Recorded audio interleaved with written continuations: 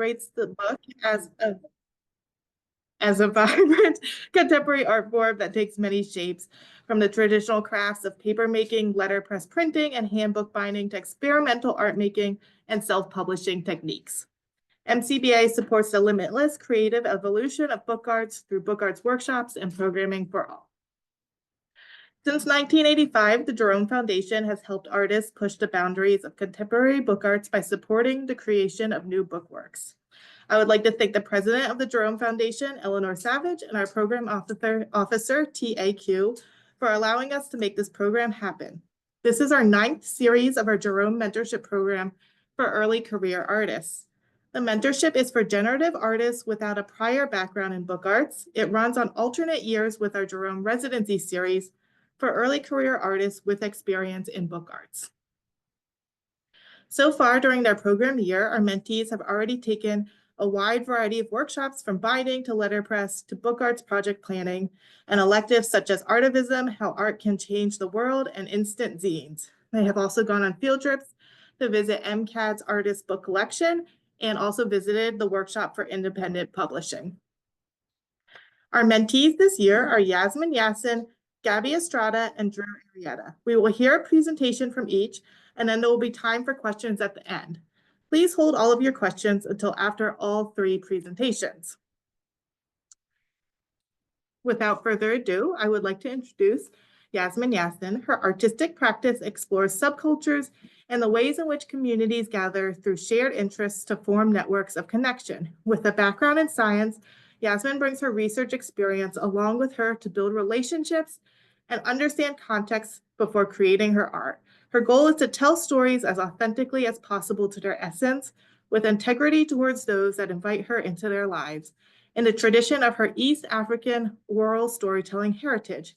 Yasmin recreates feelings in her imagery using the dynamic effects of light and color, while considering the lived experiences of those captured in relation to shared spaces and environments. And now, Yasmin.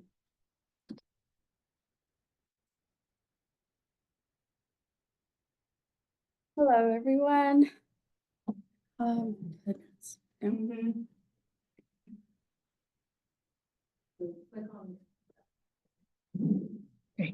Okay. Hello, everyone. Thank you for coming to listen to our talk today. I'm Yasmin Yassin, and thank you, Annika, for that introduction. Before I begin, I really want to thank the Jerome Foundation and the Minnesota Center for Book Arts, my family, my friends, my co-fellows who've been really great to get to know more, and also just all of the MCBA staff who've been supporting all of us through this mentorship. I want to start with this image to give you a little bit of an introduction beyond the bio that was given for myself. I was born and raised in Canada, born in French Canada, but raised on the West Coast. This is an image on Haida Gwaii, formerly known as the Queen Charlotte Islands, in British Columbia, where I grew up. I grew up next to the Pacific Ocean. I grew up swimming in it. I grew up breathing its air. I grew up hiking in the woods. I grew up touching its moss. That's familiarity for me. That's home. And that's something that layers a lot of the work that I do. When you're out in the woods in the Pacific Northwest or by the ocean, there's a lot of stillness. There's a lot of moments of quiet, which is really, really nice for me. And that carried into a lot of my work growing up with my friends and my family. So I grew up between Vancouver and Vancouver Island, the mainland and the island, splitting my time between both for a large chunk of my life before moving to Minnesota. And a lot of my work really involves just like capturing the moments of quiet and stillness and getting to know people and the depths of layer behind them. So really digging deep within. This is an image from one of my former roommates and one of my closest best friends, soon after they moved out across the street, so we could still be close together, but still, you know, close to me, so they could leech off my Wi-Fi still. But I did carry a lot of that work into the work that I do. So post-college and graduation, I worked as a field researcher. My background is in the sciences, in genetics and microbiology. So I was living on Indigenous communities for a long time. And within that, there was, you know, I've always had an interest in photography and visual arts, something I carried along with myself through childhood. But that's when I really started exploring documenting my life in an intentional way, while I lived out of suitcases, and just really documenting a lot of the motels I was living out of during that time. Really just a ton of hotels in the middle of nowhere in the woods, capturing a lot of that work, and really trying to figure out ways that I could like layer on top of the work that I was doing. So a lot of my work was very science and public health and people focused in communities. But on the other hand, I really wanted to explore that artistic side and that like visual work that I was doing. And so that's when I really delved into a lot of that noticing of things, the quiet observer, just like really delving into the idea of like, how can I get to know people and really dig a little bit deeper into them and get to know them and build that trust. You know, there's moments like this that for me make an image very interesting. Can contrast to maybe other images that may be like more flashy and things like that. For me, what really draws me is sort of the quiet investigation that can really explore a little bit further. And so when I moved to Minnesota, you know, I really wanted to delve a little bit deeper into communities and really get to know people deeper. So a lot of my projects are long-term. So they last over a year and a half at times, much like how I would do a research project. So I do a lot of research in the front end. Sometimes it takes a lot of time. Sometimes I abandon these projects because they're just not progressing, and I come back to them months or years later. But at the end of the day, I think like before I can create an image that for me feels like I'm capturing or sharing something that really shows the essence of somebody, you know, it takes me a while to get to that singular image. There's a lot of like work that goes into it for me personally. So in terms of the work that I do. But something that I avoid doing is really delving into, you know, the inward observation compared to the outward observation. And so during the pandemic, I was forced to really, you know, during a fellowship that I was doing at Augsburg University, which I had a whole project plan to like go out again and yet again do this long-term thing. And yet I was stuck at home and forced to kind of be a little bit more introspective with myself. And so that's when I started really digging into old images, archives, notes, letters, love letters, things like that, things that I could find, mementos. And that's when I really started digging a little bit deeper. But at the same time, I was also delving a little bit deeper into myself because during the pandemic, I was also expecting my daughter, who was born during 2020. So during that time, I really started exploring the idea of like the layers within or the dreams, the hopes, the ideas, myself, my health, understanding my body and self a little bit more. And this culminated into my first solo exhibition at Augsburg Galleries at the end of my fellowship with Augsburg and Small House of Art. And this was, I think, like, now that I think about this mentorship, I would say very much a precursor to, I would say, this mentorship with the book arts that I'm doing. I had a fun challenge with this. I had Christensen Gallery, which I don't know if anyone understands this gallery, but it's a hallway that's long. And I wanted to tell a story in a very, very particular way. And so I spent a lot of sleepless nights figuring out how I could take all the things I learned about myself and my health and all the stuff with the family digging that I was doing deeper into myself and show it to people in a way that like made sense. And so my original idea was like, what if I put the photos up on the wall, just flat, and everybody observes it because there's like a wall and there's like a window that you can just look at. And so at the end, I had the curator who was supporting me and I said, I want to black out the whole wall and I want people to walk through the hallway. I want to sort of twist it on its end, which is funny because I think now that I think about it, I really do think this is like a deconstructed or like physical tunnel book almost. You know, the idea of making something three-dimensional and pulling it apart like an accordion. And so the way the solo exhibition was done was that I separated it into 3 rooms using my own paper tapestries that people had to walk through and really feel and see and go around. And depending on what door you entered, there was a different image on the other side, a different story that was being told. But at the end of the day, it culminated to the conclusion of, you know, a collage of my mother and just sort of the understanding of becoming a mother and also the other women that I've carried before me. And so this then led to another project that I did called Adornment. And this, I would say, is definitely the precursor to the project that I think I'm going to work on for this mentorship. Adornment, I really, initially asked people to take portraits of them all over the diaspora folks and people from Africa, all over Pan-African. And I said, can you, adorn yourselves or show me yourselves within environment? And can I hang out with you? Can I come to your house or can I come to a meaningful location? And one thing I noticed with this was, it ended up becoming very much like almost like performance art, where people were bringing bags of clothing. They were taking hours to get ready. Sometimes like 40 minutes. I watched somebody like decide what to wear before they even sat in front of me and what they wanted to exactly present to me as a photographer or somebody they didn't even know. And so I started really thinking about the idea of what people were actually bringing to this project. And I eventually abandoned it, but they were bringing fabric, they were bringing jewelry, they were bringing textile, they were bringing items. They were highlighting things to me that otherwise would have been meaningless to me, but seemed to have some sort of large significance to them. And so I started really thinking about the idea of like this person here, for example, who's in Woodbury, and on the outside, it's suburbia of past this window and past that sort of blown out window over there. But in her home and within the clothes she's wearing, I know she doesn't wear this every day. This is what she wanted to sort of show me of who she is and what she was sort of carrying with her as part of something she almost wanted to like immortalize into an image that it wasn't necessarily, I would say, like emblematic of who she was every day when she leaves those doors. And yet that's something she really wanted to like show me. And there's many other images from this project that was very much similar to that of like young folks who like born and raised in North America who never wear traditional clothing or jewelry or anything like that, but were very, very adamant on me seeing this sort of idea of what they were carrying with them. And so that project is now kind of involved into what I'll present today, which is called Imprint.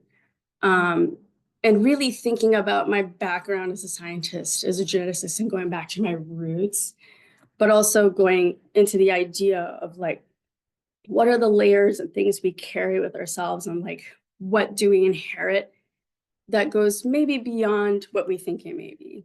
So now I'm going to go a little bit into the sciences a little bit, so bear with me here.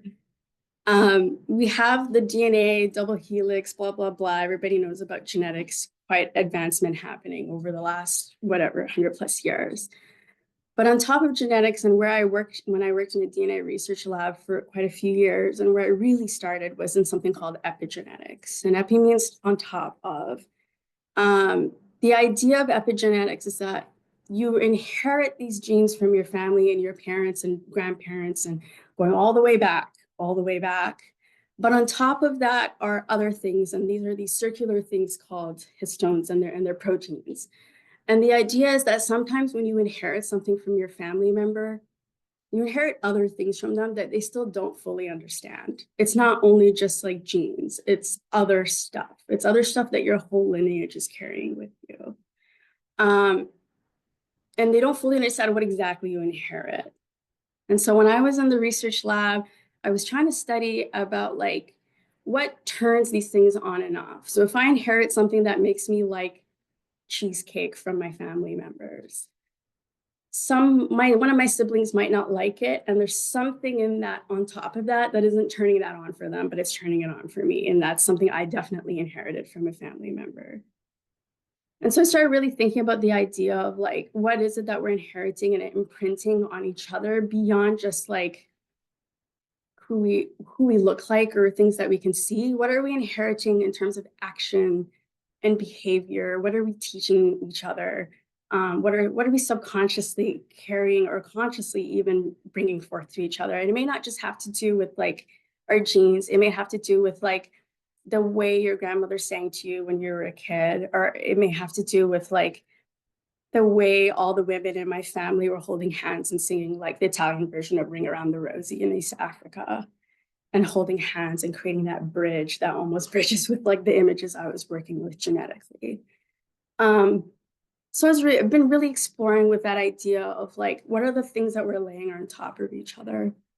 And so I've been playing with images of my family, really digging through archives, and also really exploring the women and sometimes the men as well, but really exploring the women in terms of that lineage, because I grew up in a very like matriarchal family for the most part. And so you'll see here that I've layered these images with like fabric that's very meaningful in East African, especially Somali culture, which is called the shash. And it's like you can only wear it when you become a mother or when you become married. And so really just playing with that fabric as like something that you carry, because that is something I also inherited from my mother and my grandmother. And then I'm also thinking about people who are very, very meaningful to us. So this is an image of my grandfather who recently passed away. Very, very pivotal for me. My father figure, but I also inherited other things from other family members all over Somalia. So there's images from other people and things like that. So I've been really thinking about the idea of like back to the genetic histones, like who are the people and who are the threads that are like coiled around who I am? What have I carried for them? What have I learned from them? And what can I sort of show in terms of the work that I'm about to do? And so I've been digging through things like my grandfather used to write me a lot of like ridiculous notes or like funny notes. Sometimes they're really good and helpful. This one, for example, is like 10 rules to live by in life. And me as a 13-year-old getting it like made no sense to me, and I did not care about it at all. But now that I go back to it, it's so like meaningful to me. But what he would do is he would write on receipt paper often, and I'm not sure why. He would kind of just like get a receipt and think and write on it. And so now I have a lot of these things where like the ink has faded off because it's a receipt, but I have the imprint of a lot of these like life lessons that he's given me. So I've been exploring that and the idea of like what locations are also meaningful, like what places are imprinted upon me as a person that have made who I am, that I carry with me. So like a door like this is not meaningful to, I think, any of you as you see it, but for me, it holds so much history and meaning. And so I'm looking also at other aspects of things. For example, on the mainland, I grew up on the West Coast. I grew up on somewhere called Lulu Island. And this is sort of like the old grounds where I went recently. And this used to be where the aquatic center used to be that I used to go to a lot as a kid. And it's no longer there because they tore it down, seems like many, many years ago since I left. And yet I know the imprint of this place on the grass that it's on. I can show you exactly where the washrooms used to be. I can show you where the vending machine was, where I wanted to get that chocolate bar and things like that. And so really exploring the idea of like the same thing here with like the mall back home that I recently went to. Like I know that imprint on the wall. I know what store that was. I know the meaningfulness of it, and I know how I acted when I was there. And so what I'm carrying with us as a person when I walked around and sat around that mall as a young person. And again, another example of this. So in terms of my project, I'm really exploring the idea of like how the form of us really determines the function of us. And so playing with the idea of layers, of imprints, really looking at the idea of taking meaningful places and exploring letterpress to imprint upon things, text on photos, photos on text, ways I can indent, ways I can collage and layer to create the whole person of myself, and really going back to that idea of like, what can I coil on top of the basic sort of foundation of myself? And so I've been working, and this is something I've been also working on since I did that solo exhibit, Motherhood, is exploring the idea of like collaging in the layer of myself and playing with materials, recipes, things that are very, very meaningful for me as a person, but like could add to that coil layer thread story of myself. And so, for example, for me, you know, I've been told for many, many years that like the women in my family have difficult childbirths, and I didn't believe it, and I had it as well. So like I had preeclampsia, which is like an issue where you have very high blood pressure when you're giving birth. And so like kind of layering the medication on top of images of my mother and just like exploring that idea of like, what have I inherited that I thought I could escape, but necessarily isn't, is kind of part of the coil of who I am. And so we're really exploring like my health records, the idea of like the foods that I eat, the things I gravitate towards, like what I like and and why I gravitate towards them without even necessarily like thinking about it. I'm just sort of like the act of doing.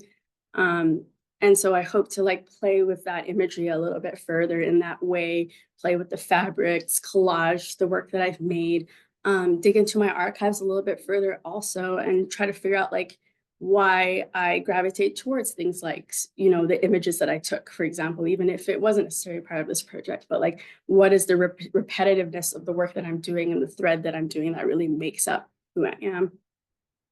And ultimately, I think like this has been a really, really great experience to like explore that through the book form, and explore, you know, deconstructing the book form in different ways, and just really exploring that idea of like the layers of myself and who I am.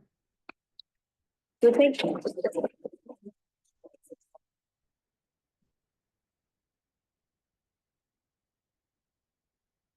Okay, next up, I would like to introduce Gabi Estrada. Gabi is a Mexican-American printmaker, muralist, and arts educator. Gabi's personal artistic practice is rooted in identity and storytelling, celebrating the memory and honoring the existence of their ancestors and elders. They believe in the power that art has to facilitate healing and community building, which they prioritize in their artistic work and pedagogy. Beyond work, they enjoy cooking food for people they love, biking among trees, and cuddling their cat Tahit.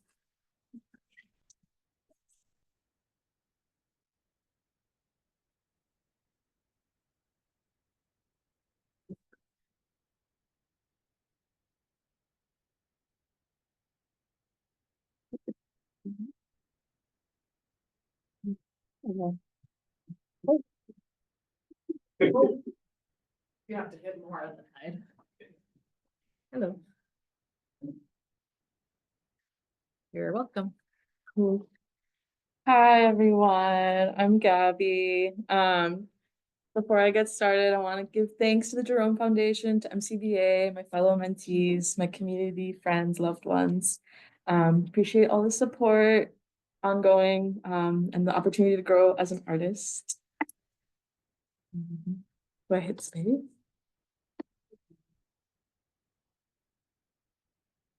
Oh, okay. So yeah, I'm Gabi. Nice to meet y'all.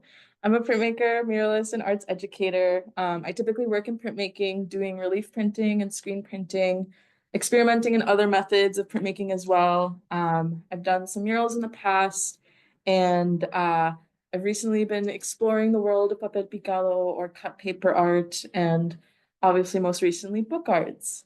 I grew up in southern Minnesota in a rural town. To Mexican parents, and moved to the Twin Cities about 8 years ago for college, and have been lucky to call this place home. So for college, I went to McAllister over in St. Paul. I majored in sociology, minored in studio art and educational studies. In college, there were times when I kind of tried to resist art, but ultimately always found myself in the classroom trying to make some art. My freshman year of college, I was really lucky to be introduced to printmaking with Professor Ruthann Gadali. And that was when I really fell in love with the medium and got to know it. So after college, my first job was as an education intern at High Point Center for Printmaking here in Minneapolis. And through this position, I got to support and teach classes to youth in printmaking. I learned a lot of different printmaking techniques in this position and how to share that knowledge with other people. I was exposed to a whole community of artists there, and to how the world of printmaking looks in practice in a more formal way, like people who are really dedicating themselves to doing printmaking.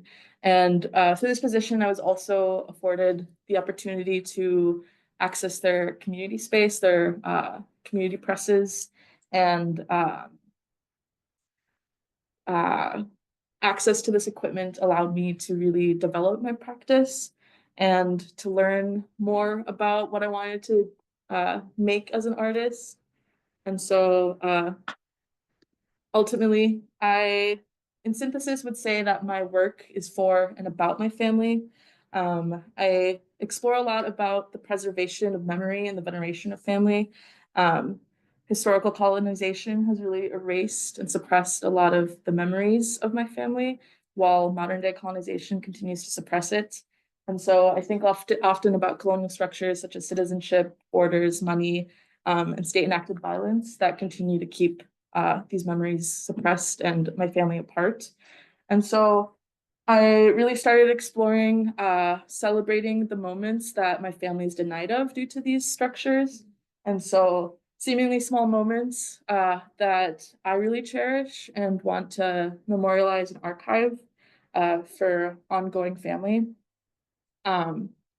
This process has really resulted in an ongoing journey of having conversations with family, doing research, and trying to capture memories that I have and that my family is able to remember, going through our archives of photographs, and using those as reference images for much of my work. And I've chosen printmaking for this reason because I love its replicability. I love that it's able to produce multiple copies. I really believe that this removes some of that feeling of scarcity that capitalism tries to drill into us. And I love that I'm able to make copies for my family. And so I'm able to develop our collective memory and continue archiving it together. And I also just love the tactility of it. It feels very somatic. It's a very almost sculptural process, carving into a block and watching a three-dimensional object turn into two-dimensional prints. And it really forces me to slow down, become attuned to my body, and problem solve. I really use the time that I spend working on blocks and preparing prints as an opportunity to meditate on the family that I'm trying to honor through the work, and to just really channel their energy and to spend time with them. I just love this medium so much, and that is why it's the bulk of my work. In 2023, I received the full color fellowship at High Point Center for Printmaking. And this fellowship is what I would say really propelled me into my artistic career. It gave me opportunities to really explore and experiment with my projects, with my work. And a perk of this fellowship was a mentorship component. And I was able to connect with great person in the community, Fidencio Fifield Perez, who is a very talented painter and printmaker, who really pushed me into thinking differently about my work, especially at a time when I was starting to feel a little bit too literal or too dimensional and a little bit stuck. And while portraits, as you can see, a lot of my work in the past has involved portraits, while they are beautiful and very meaningful, it's oftentimes the first thing that you recall when you think of a person. And it's also at times felt a bit too personal. And I've been grappling with the conflict of being able to share my family and to share their faces, especially to white audiences, and what it means for them to view it and then sometimes purchase it. And then the weird feeling of sometimes a face of a family member ending up in a stranger's home and what that feels like. I'm still grappling with that. But Fidencio, my mentor, and this feeling really pushed me into trying to reimagine what portraiture looks like. And so he really challenged me to rethink what can a portrait look like that doesn't depict a face, and how can you honor and respect family and capture their memory in less literal ways that still hold that meaning to them. And so this year-long fellowship really propelled me into kind of exploring that concept and trying to problem solve and find some solutions for that.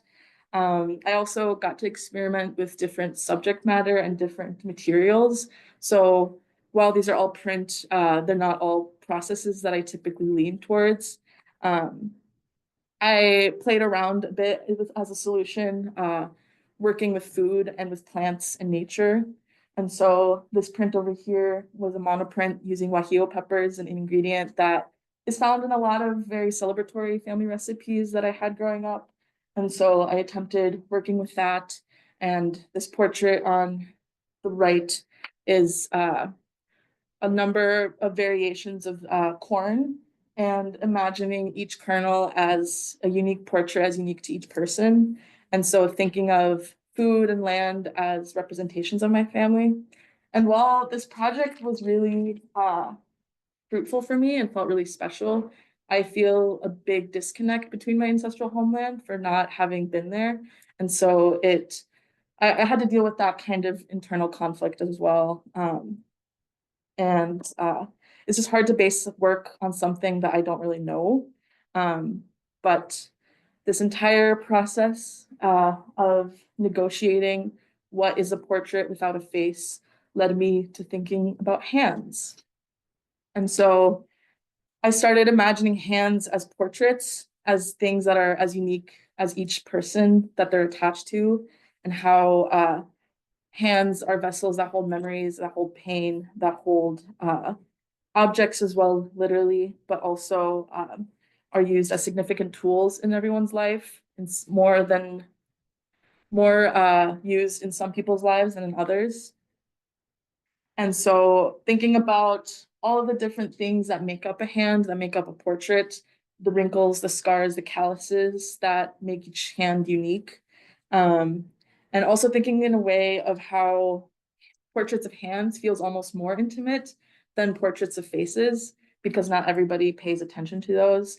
I think the only people that really get to know someone's hands are the ones that are fed by them, are cared for them, are prayed for, and loved by them. And so this led me into this body of work where I explored this concept of hands and incorporated stories that I had connected to different hands of loved ones in my life and different family members. I really consider my artistic practice to be somatic and to be connected to the body. And so my practice really forces me to become attuned to my body. And in the last few years, I've started feeling a lot of pain in my hands due to using them a lot for art and for work. And that's been a really sad realization to me. But becoming attuned to that has kind of forced me to deepen my relationship with my hands and deepen my relationship with my body, forcing myself to slow down and to take breaks when I need to, and to be able to have the privilege to do that, whereas many before me were not able to take breaks with their hands.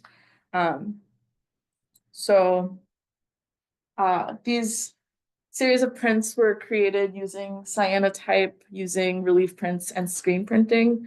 And so I was able to engage my hands in different ways, incorporating the shadows into the cyanotypes and really developing each image and really getting to play and experiment with everything. This was my first full body of work that I ever created and was used for my first ever solo exhibition, which is currently still on display at High Point Center for Printmaking until I think Monday or Tuesday. And it felt really special to be able to share this with people and to accomplish this. I just feel so lucky to have been impacted by so many different hands. And this entire project continues to help me think about what a portrait looks like without a face. A component of the project that I am sharing now is these hands that I cut stencils out of paper using papel picado as the inspiration for it. This will come into play later as I describe what I'm interested in working on through this mentorship year. But this entire project like the thesis that I'm kind of leading this MCBA project with is how do you remember someone you've never met? I am thinking about how can I still honor the ones who came before me and the ones who will come after me, the ones who I don't have reference images for, the ones that I don't have their stories for, how can I still honor and celebrate and venerate them, even though I just don't have their memories due to many different reasons. And I work a lot from reference images, so I'm really trying to push myself beyond doing that because I don't have reference images for a lot of these things. So trying to think bigger and beyond. And so this leads me to what I'm trying to think of for MCBA. thinking about what is it that I would wish to communicate to them, to the ones that came before me and to the ones who are coming after me. I'm essentially thinking of this project as a love letter to them. What is it that I want them to know about me? What is it that I want to tell them? And also, how can I invite them to share things to me? So I am kind of breaking it down into these three different components. The first component is pictographs. I'm interested in developing a visual language through pictographs, through papel picado as a technique, cutting into paper to convey what I wish to communicate to them, because it would feel ignorant of me to assume that I share a language with the ones who came before me and the ones who are coming after me. So this is the solution that I've kind of come up with as a way to communicate with them. And I love papel picado as an action because it does feel very intimate and tactile. And it also feels like the creation of portals physically in paper that allow and welcome the people that I want in. And then that leads me to my second piece that I'm interested in doing, which is an accordion book. This is meant to invite the ones who are physically here, the ones who will be there to view my work. I love books, and I think that this mentorship has really given me a new outlook on books. I feel like it kind of defies what fine art tells you, in that it invites the viewer to come into it and to feel it with their hands, where oftentimes we're told not to touch art. And so I really want to invite the viewer to be part of that shared intimate experience, to be able to feel things physically, because that feels really intimate to me. And I love that a book is a vessel to capture whatever you want, that you can revisit when you wish and then shut away when you don't want to visit it. And then my last component that I hope to include is a zine. I think zines are so great. I love their accessibility and how they're easy to share with people. And so I want to create a zine as an offering to those who are with me that you can take home with you, and play with some different forms. And so I just love book arts in general for its encouragement to get to know a material. It feels also very process oriented, and it really forces me to slow down and problem solve, similar to how printmaking makes me think. And so I'm really excited to challenge myself and apply my printmaking knowledge into this new form and see the different ways that my work can take shape moving forward. And so to close, I want to share a quote with y'all that has been helping me feel grounded and motivated in these times of uncertainty, and is also fueling as inspiration for this project. We don't just need our ancestors, they need us, as we need those downstream from here as an anchor point in the future, someone to dream about, to fight for, to walk toward. By Ricardo Levins Morales. And that's that. Thank you.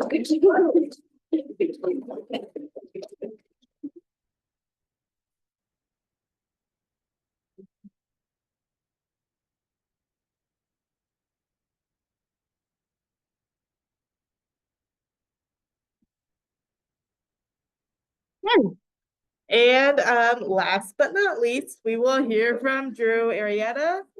Drew is a documentary photographer and visual artist dedicated to telling human and community-centered stories through his work. He regularly contributes to visual storytelling projects at Project Drawdown, a climate solutions nonprofit, and Public Functionary, an artist-led exhibition and social space. His work, which often explores themes of resilience and solidarity, has been featured in Vogue, NBC News, and Columbia Journalism Review. His passion for visual storytelling began during the 2020 Minneapolis uprising, when he was loaned a camera, leading him to capture and share voices and experiences from frontline communities.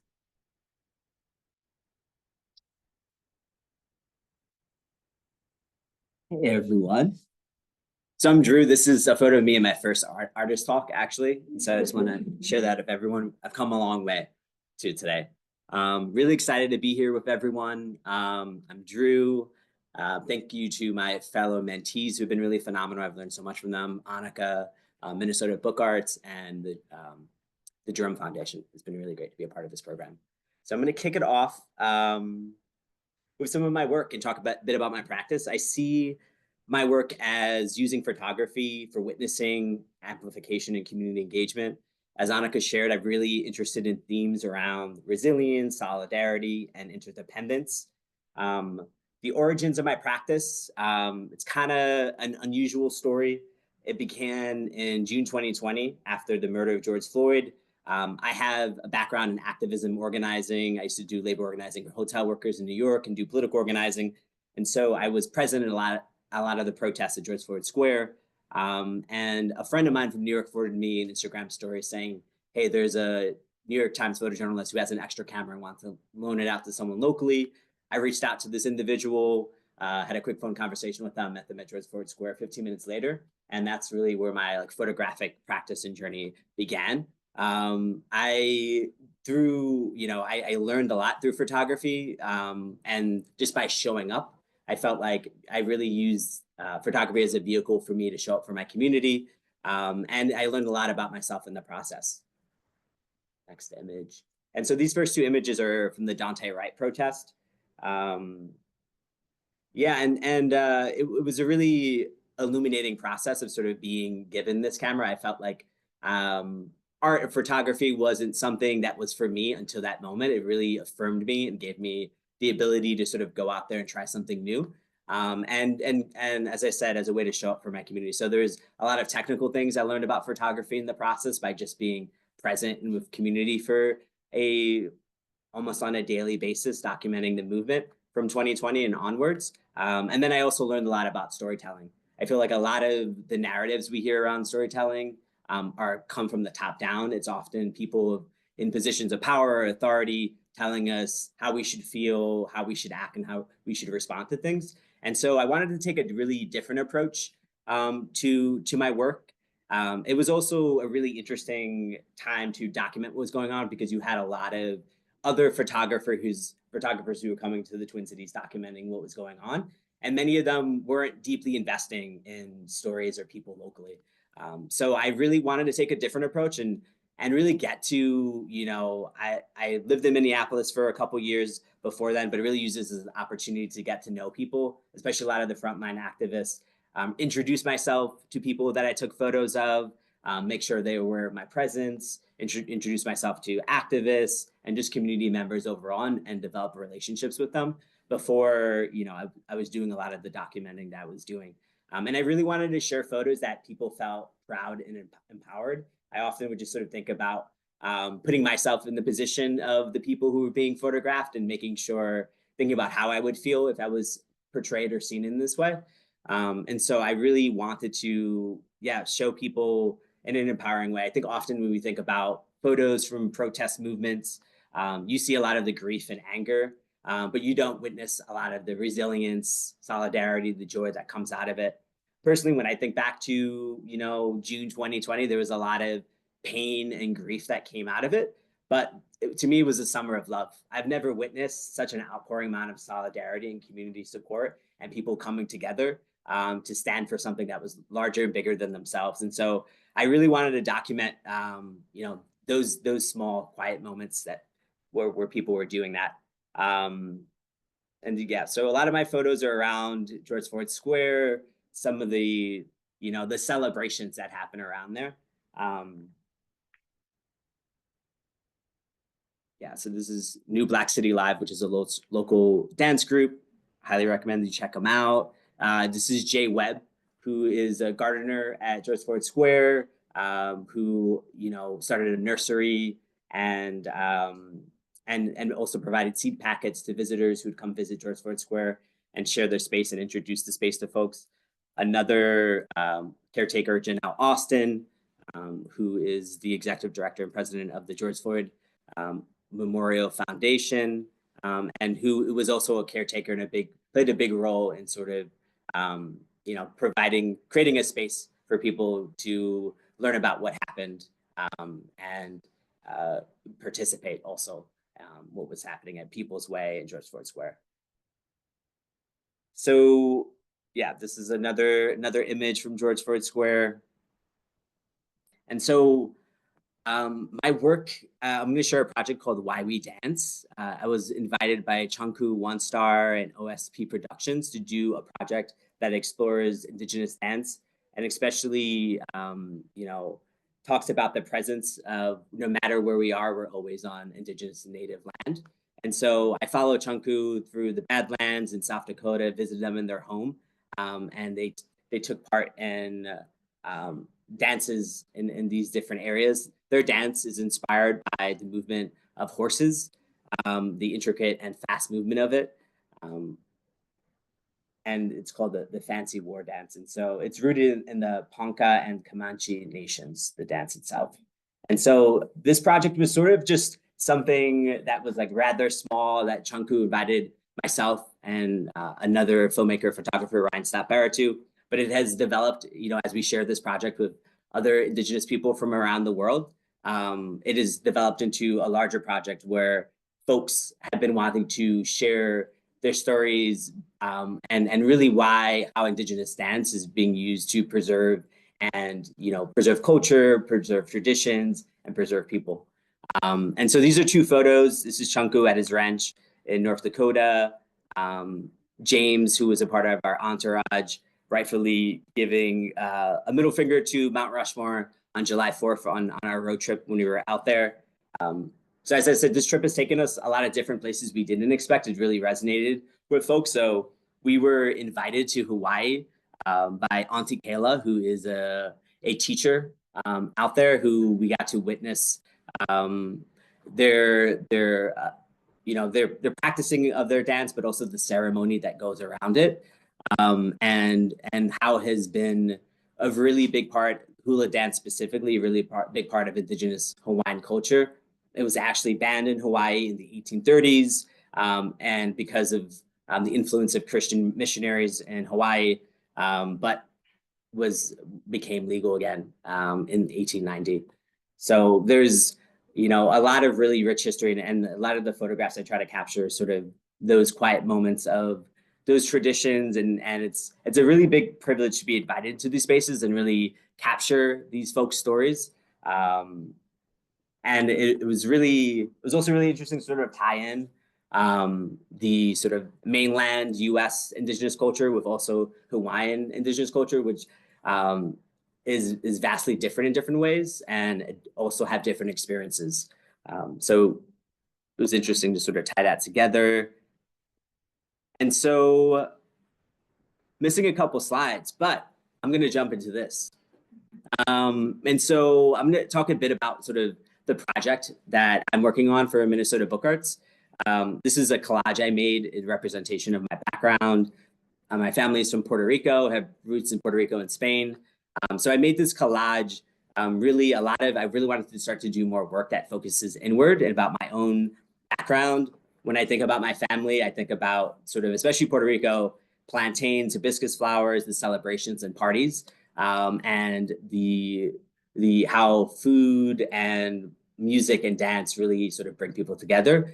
And this work itself maybe want to sort of explore more of my background a bit more. And so a couple years ago, I did an ancestry test where I sort of try to sort of better understand my own background.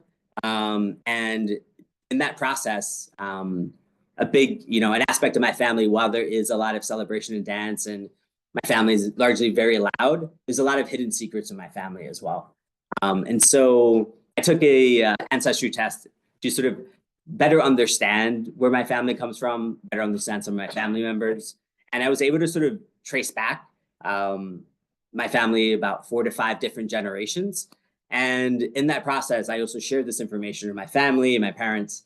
And there was a lot of questions. Folks didn't know who people were unfamiliar. I was able to sort of track down sort of a family seal that goes back to Spain. And a lot of information my family wasn't familiar with. And so for my Minnesota Book Arts project, I'm going to be focusing, I'm calling it sort of a historical reimagination of what my family might be. I was able to sort of pull archival photos of a great grandfather who's on the right-hand side, and then also do an analysis of what their likeness is compared to other people from all around the world based off of the image of themselves. And so I really want to explore a bit more what, his likeness and how it compares to other people from around the world, and what his journey was at that time.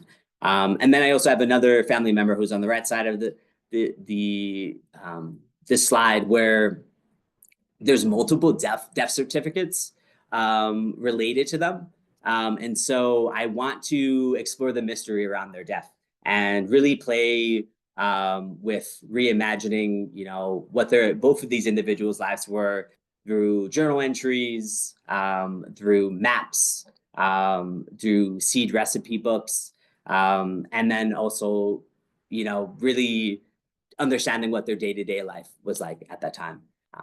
And so it'll be a historical reimagination of what their lives are, and as a way to sort of, close some loops in terms of what my family history may be, even if it might be historically inaccurate.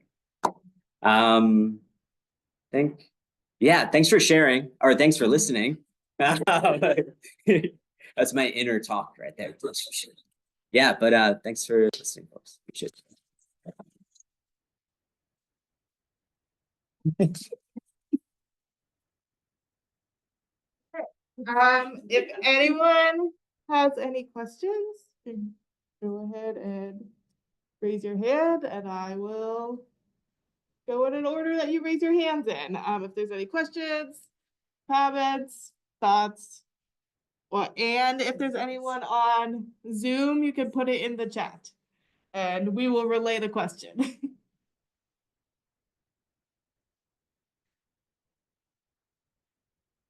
Yes. For Drew. I don't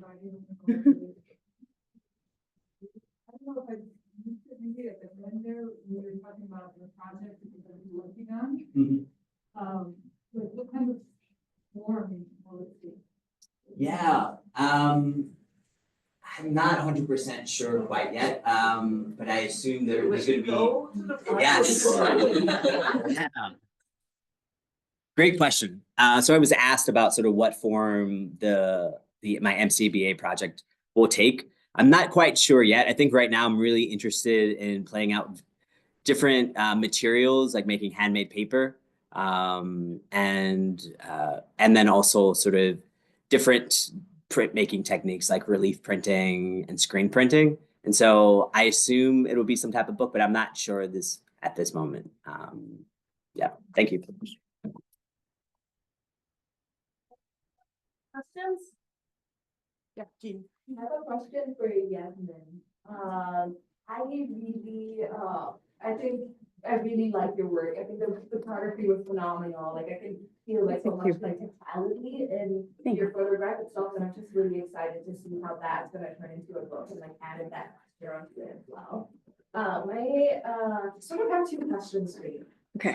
They're unrelated, but one of them is like I really like when you brought up the comment about like how you like cheesecake and like that might be like inherited from like a family member from somewhere. Yeah. Which I thought was so funny, and that I'm curious if in your research if you find those moments of like joyful inheritance, like things that are maybe isn't like medical related or anything that's more difficult, because I feel like as people of color we carry a lot of pain. Yeah.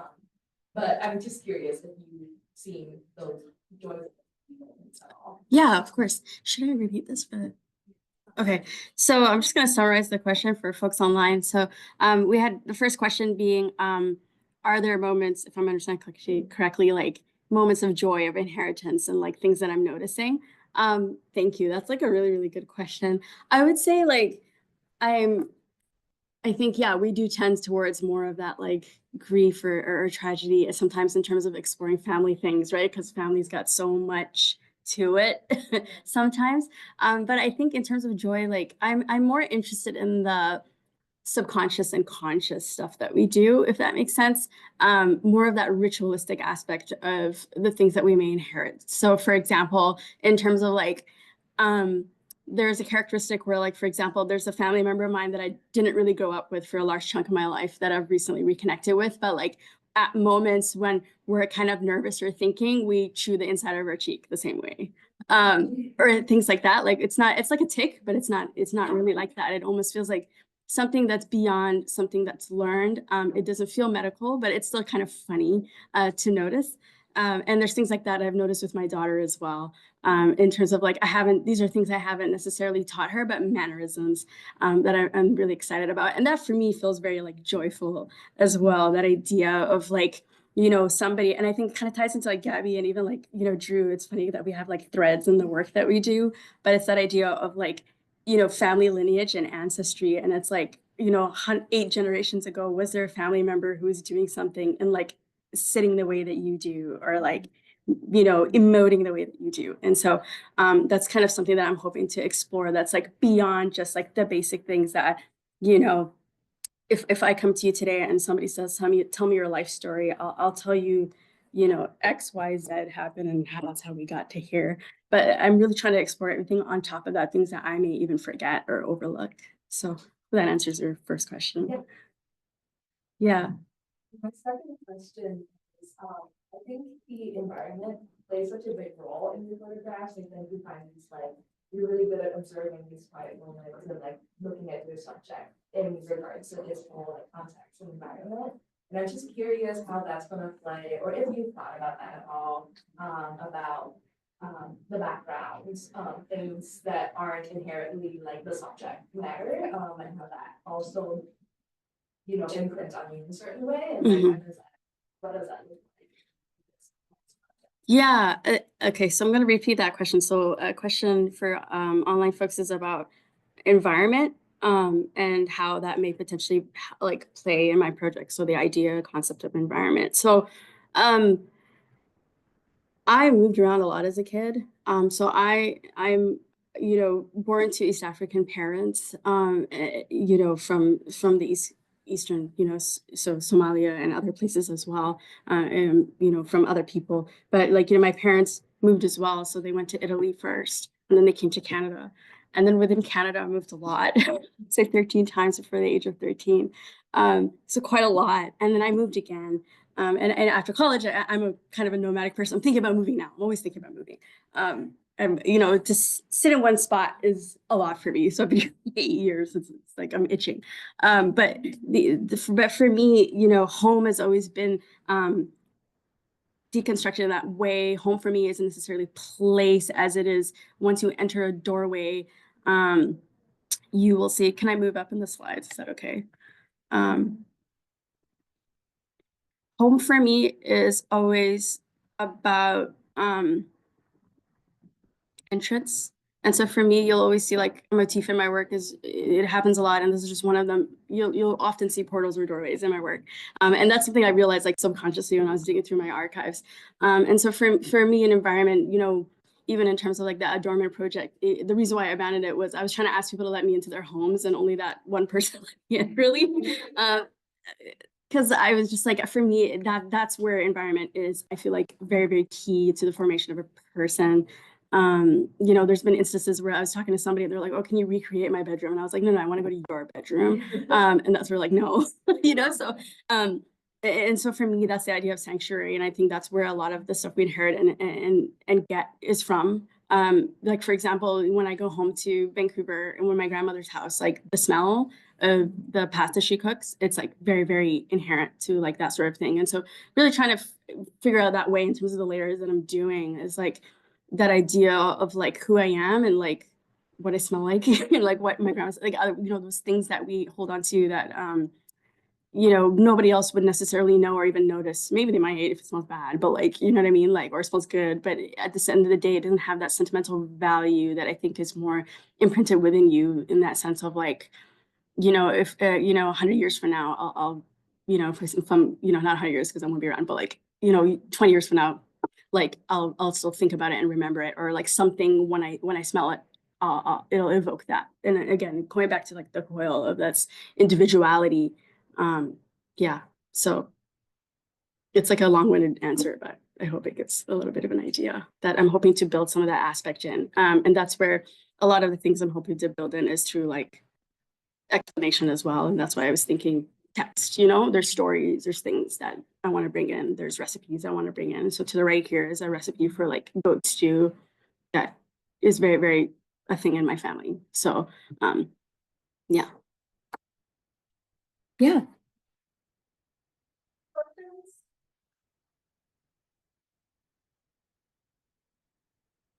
Okay, I'll ask the question for Gabi then. You didn't get a question. Okay, my question for Gabi. So Gabi, we've seen in your past work, that you've incorporated text in your work, in your prints, like even before your hands project in some of those prints. I guess, could you talk a little bit like of how you see your writing or text coming into these projects now?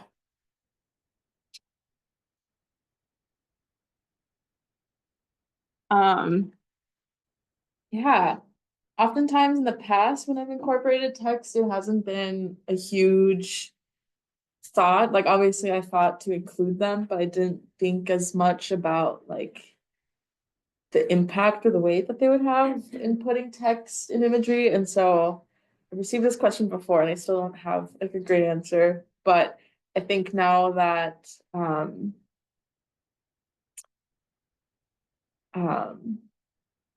that I'm learning about book arts, and after this experience creating my body of work on hands, I am realizing that like I do enjoy writing. The hands project really revived a former practice of creative writing that I haven't really tapped into in many years. And has helped me think differently about how I describe things and portray them. And it's funny to say that I want to create a visual language that doesn't use text to communicate in my project, but even though that will be a component of it, I'm really hoping to incorporate some form of text in other ways. Again, as like offering to the people that are here with me that I do know. And so my work is always, in a sense, a love letter is how I kind of imagine it. And so I hope that whatever words I write to y'all to share with you'll interpret it as a love letter and will resonate with it. But yeah, thanks for asking. Yes.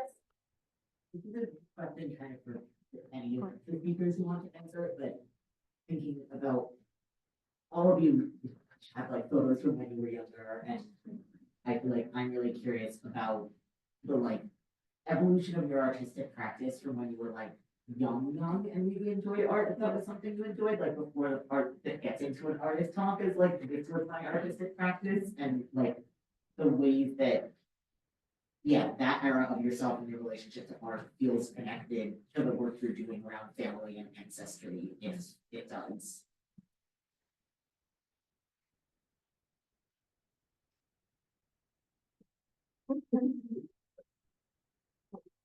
Yeah, great question.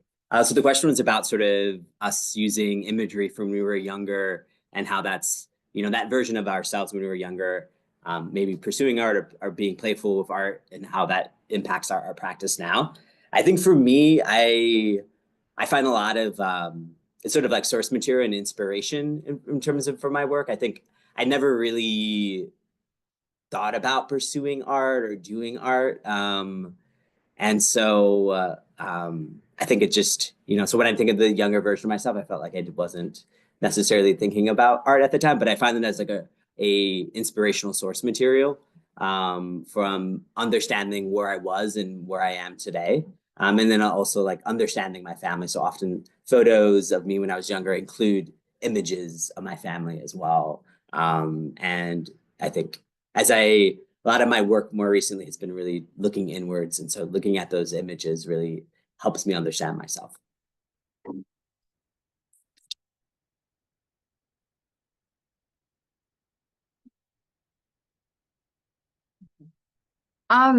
I started out drawing anime as a kid. I started out drawing Sailor Moon. And then Pokemon, and kind of grew from there. So I was really interested in like realism for me, and that's really how my artistic career grew. I really was like the idea of the precision and perspective of like drawing something like one-to-one was like an obsession for me. I was like age 6 or 7. And then I moved more towards like studying like impressionists and things like that in painting. And so I switched to Conte and that sort of like sketching and playing with charcoal. And then I was actually going to go to art school. I was hoping to get into Emily Carr. And then I, child of immigrants, I was encouraged to go to science school. And so kind of abandoned that for a little bit. But again, like I think it was always something I did on the side. So even working in science, designing an experiment felt artistic to me. Sitting in a lab, till 10 p.m. and like designing something. And I, hate to say this, but I used to genetically engineer fruit flies. So like even designing a fruit fly that glow in the dark is was like very exciting for me. And then, eventually quit that. But so that idea of the arts, I think it's always within you in a little bit of way. It just maybe not manifest itself always exactly in a way that's, I would say, maybe more conventional. And so, going back to like when I was working as a field researcher, taking those photos was another way to like express that a little bit as well. So I think everyone's artistic. It's funny because like when you talk to people, you're like, oh, you're in science, like left brain, right brain. And it's that like duality, but I don't really believe that. I really think there's a fluidity to it. I think there's an art form to almost everything that we do, even though it may look a certain way. So yeah.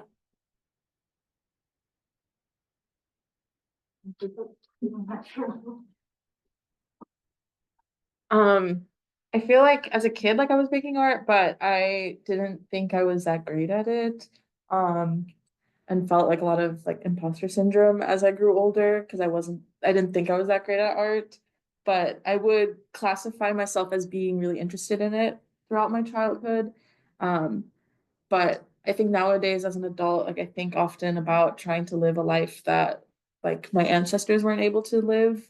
And so being able to pursue my passion for art is a way of doing that and honoring that. I have a lot of family members who are interested in art, but never were given the opportunity to pursue it or had to give that up to do other things. And so trying to make them proud and trying to make my younger self proud is a lot of things that motivate me as an artist. And so I do kind of think about the small version of me in the day-to-day things that I do, including in my art practice. But yeah, I haven't really incorporated any of my childhood drawings or art passions in my current everyday work. Any other questions? Yeah. I have a question for Yasmin. I was really interested in your research with epigenetics and how it influences your visual work. I feel like your research and visual work can go against the grain of the Western culture and like the increasingly hyper individualistic popular beliefs. And I feel like we want to say that you're discovering personalities in your daughter, that a lot of our identity is through inheritance and predetermined graph, and I think a lot of people today would reject and resist. How do you feel your work stands with this increasingly hyper individualistic culture? Good question. Family inheritance. Almost not quite predeterminism, but things outside of your control. Yeah. How am I going to summarize that question?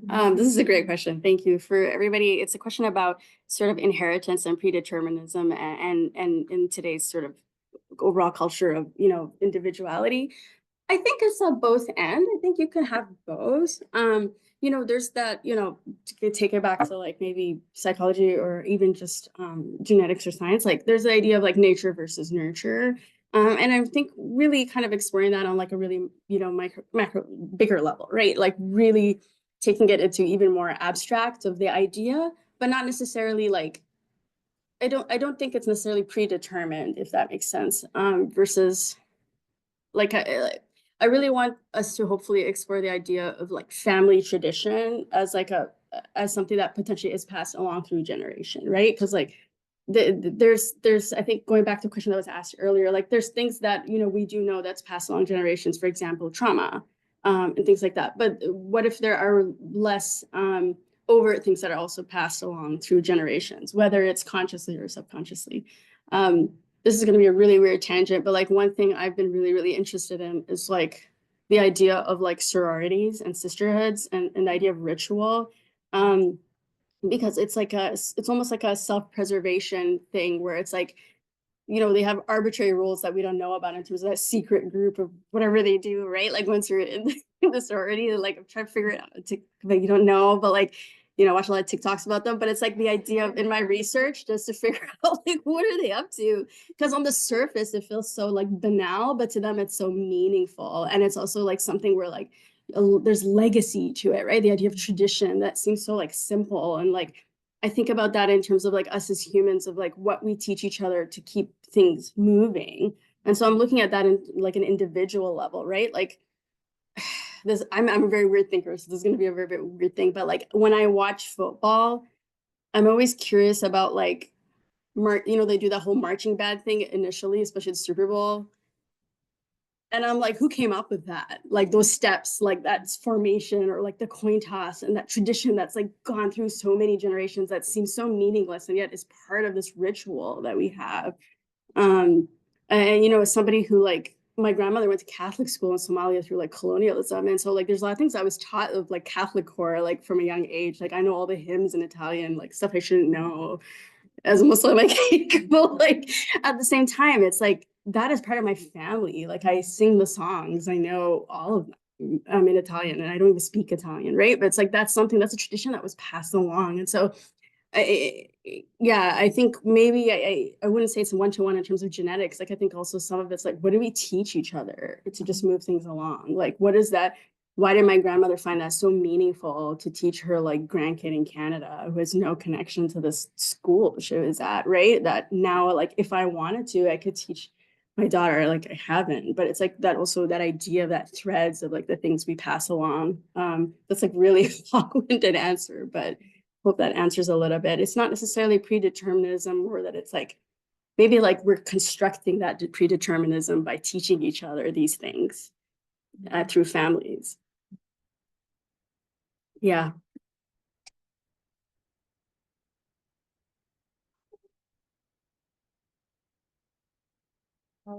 If not, thank you all for coming and supporting these three amazing artists. And I hope you are excited for their exhibition this fall. Their exhibition will open either end of October or early November. I can't remember offhand, but please look out for that in the fall so you can see these amazing projects. And thank you so much. And I'm gonna close out for you Zoom folks.